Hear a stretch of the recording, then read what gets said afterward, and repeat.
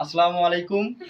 যদি পরীক্ষাতে দেখা যায় ৬ এর 2% নির্ণয় করতে বলে, তাহলে আমরা শর্টকাটে আমরা ৬ দিয়ে ২ কে গুণ করব। ৬ দুগুণে ১২।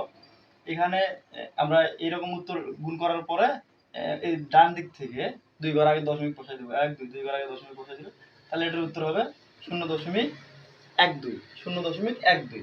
আর এটা যদি আমরা করি ১৫ এর ৯% ইকুয়াল টু কত? তাহলে আমরা ১৫ গুণন ৯ করব। ৯ গুণন ১৩৫। ১৩৫ লিখলাম, লেখার পর এখানে ২ ঘর আগে দশমিক বসাই দেবো। ১ ২ ২ ঘর আগে এখানে দশমিক বসাই দেবো। তাহলে উত্তর হবে ১.৩৫। পরবর্তীতে যদি আমরা এটার সমাধান করতে চাই তাহলে এটা আমরা গুণ করি। এই দুটো গুণ করব। গুণ করার পর ওই ডান দিক থেকে ২ ঘর আগে কমা বসাই দেবো। ৩ ৬ ১৮ ১৮ থাকলো ১, ৩ ৫ ১৫ আর ১ ১৬। তাহলে এই থেকে ডান দিক থেকে ১ ২ ২ ঘর আগে দশমিক বসাই দিলে তাহলে উত্তর হচ্ছে ১.৬৮। তাহলে ৫৬ এর ৩% ১.৬৮। অনুরূপভাবে ৩০ এর যদি ১৫% আমরা নির্ণয় করতে চাই, ৩০ এর ১৫% নির্ণয় করার জন্য ৩০ গুণন ১৫ করতে হবে আমাদের। ৩০ গুণন ১৫ করলে ৩ ১৫ ৪৫ শূন্য। তাহলে দশমিক যদি বসে ১ ২ ২ ঘর আগে দশমিক বসালে এখানে, অর্থাৎ এটা আমার সমান হবে ৪.৫। এর উত্তর কত হবে? ৪.৫।